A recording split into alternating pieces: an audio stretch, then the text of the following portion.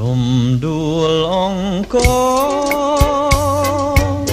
សាសមលលើពីបុផា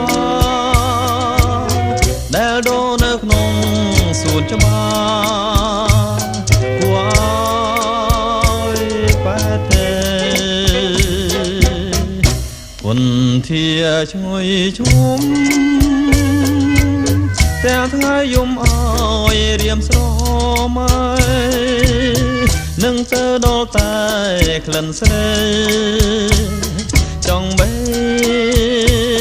បំពេតាំងពីបងបានយល់ភត្រាស្នេហា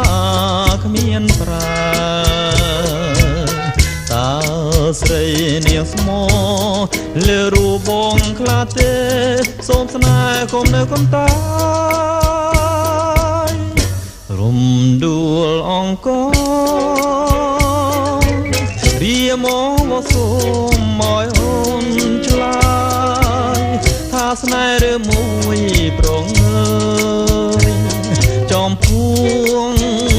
រូម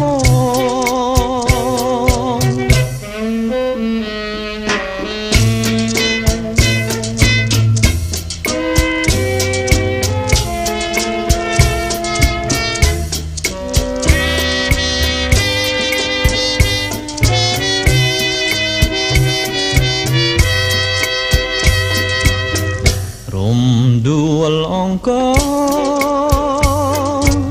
រៀមកសូមឲ្យអូនឆ្លើ